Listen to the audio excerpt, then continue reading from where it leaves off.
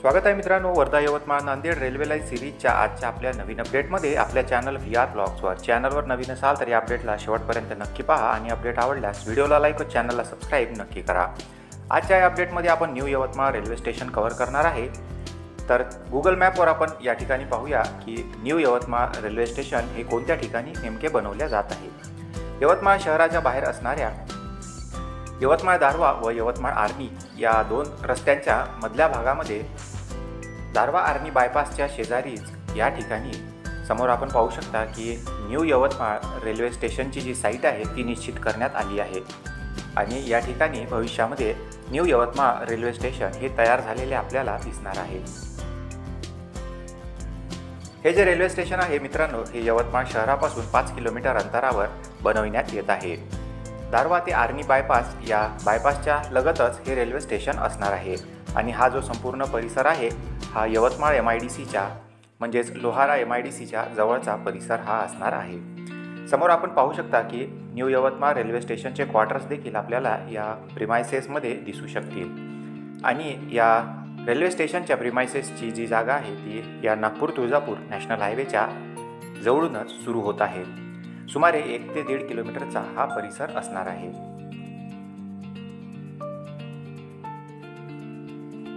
तर या दिशेला आपण पाहू शकता की या दिशेला साधारणतः 1 किलोमीटर अंतरावर यवतमाळ नांदेड हा रस्ता असणार आहे. म्हणजेच नागपूर तुळजापूर या नॅशनल हायवेवरून या दिशेने आपल्याला यवतमाळ रेल्वे स्टेशनकडे येता येणार आहे.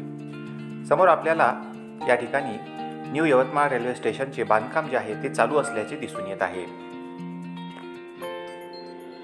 समोर आपल्याला ज्या ठिकाणी बांधकाम जे दिसत आहे त्या ठिकाणीच न्यू यवतमाळ रेल्वे स्टेशनचे ॲडमिनिस्ट्रेटिव्ह बिल्डिंगचे कार्य हे या ठिकाणी सुरू करण्यात आले आहे आणि त्याचे फाउंडेशन वर्क जे आहे ते या ठिकाणी प्रगतीपथावर असलेले आपल्याला समोर दिसून येत आहे. वर्धा ते नांदेड ही 284 किलोमीटर लांबी असणारी सिंगल ट्रॅक रेल्वे लाईन ही असणार आहे आणि या संपूर्ण लाईनमध्ये यवतमाळ रेल्वे स्टेशन हे एक महत्त्वपूर्ण railway station Talegaon railway station नंतर येणार आहे. वर्धा ते कळंब हा मार्ग सुरू झाल्यामुळे कळंब ते नांदेड यांच्या दरम्यान आता सर्वच लोकेशनवर काम हे सुरू करण्यात आले आहे आणि त्याचे व्हिडिओ आपल्याला आपल्या चॅनलवर असणाऱ्या प्लेलिस्टमध्ये मिळून जातील व प्लेलिस्ट ही आय बटनमध्ये दिली आहे. समोर आपण पाहू शकता की जो दारवा आर्णी बायपास आहे या रस्त्याला ही रेल्वे लाईन क्रॉस होत असल्यामुळे समोर एका पुलाच्या निर्मितीचे कार्य हे समोर सुरू आहे. रस्त्याला वरच्या दिशेने मार्ग देण्यात येईल व खालच्या दिशेने रेल्वे लाईनचे काम हे करण्यात येणार आहे आणि तात्पुरता मार्ग हा या ठिकाणी तयार करण्यात आला आहे. पुलाचे कार्य हे समोर चालू असल्यामुळे कच्च्या रस्त्याने या ठिकाणी वाहतूक ही सुरू असलेली आपल्याला दिसून येत आहे.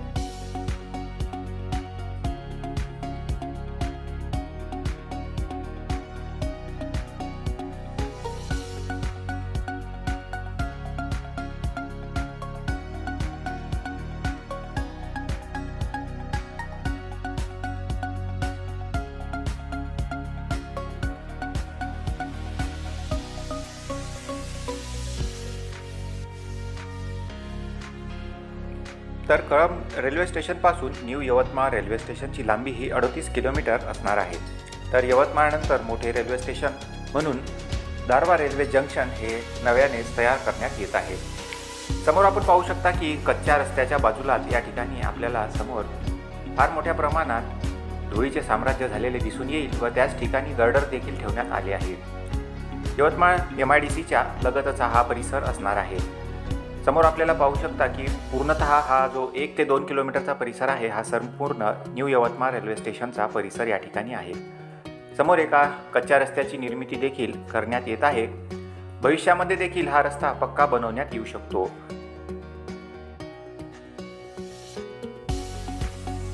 तर एकूणच न्यू यवतमाळ रेल्वे स्टेशनकडे जाण्याकरिता 2 रोडची कनेक्टिव्हिटी या ठिकाणी असू शकेल.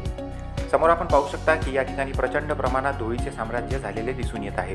पुलांच्या निर्मितीचे जे कार्य आहे ते या ठिकाणी वेगाने सुरू आहे, तसेच ते अंतिम टप्प्याकडे देखील आलेले आहे.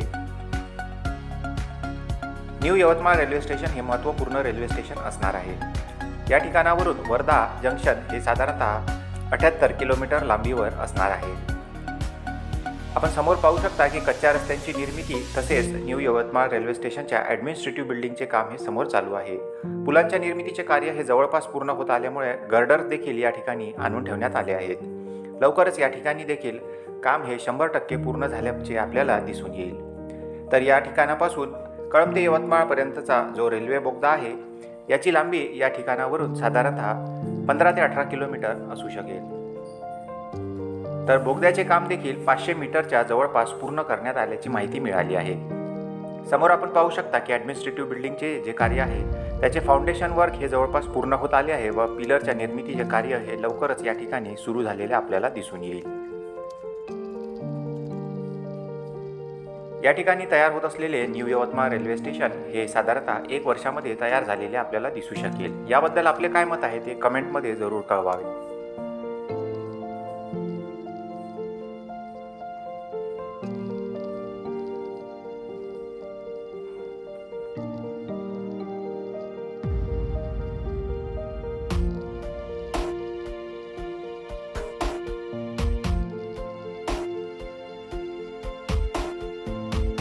तर यवतमाळ ते कळंब यांच्या दरम्यान असणारे तळेगाव हे रेल्वे स्टेशन असणार आहे। तर दारव्हाकडे जाताना यवतमाळ नंतर येणारे रेल्वे स्टेशन हे बोथबोडण हे रेल्वे स्टेशन या ठिकाणावरून 10 किलोमीटर अंतरावर बनवण्यात येणार आहे। रेल्वे लाईनच्या परिसरामध्ये कार्य हे सुरू झाले आहे आणि पुलाच्या निर्मितीचे कार्य हे पूर्ण झाल्यानंतर रोडची वाहतूक ही वरच्या दिशेने करण्यात येईल व खालच्या दिशेने रेल्वे लाईन ही सुरू करण्यात येईल। तर या दिशेला हा जो रस्ता आहे हा यवतमाळ दारव्हा रोडकडे जातो आणि आता आपण पुलाच्या ठिकाणी आलो आहे। या ठिकाणी समोर आपल्याला पाहू शकता की दारव्हा आर्मी बायपासचा जो नवीन पूल आहे तो या ठिकाणी बनवण्यात येत आहे आणि समोरच ज्या ठिकाणी गर्डर लॉन्चिंग केल्या गेली आहे त्याच ठिकाणावरून खालच्या दिशेने रेल्वे लाईनच्या रेल्वे ट्रॅक्स ह्या असणार आहे। या ठिकाणी हा जो मोठा पूल आहे त्याचे काम हे अर्धे जास्त पूर्ण करण्यात आले आहे। रेल्वे लाईन ही खालच्या दिशेने पास होऊन समोर या दिशेला म्हणजे दारव्हाकडे जाणार आहे।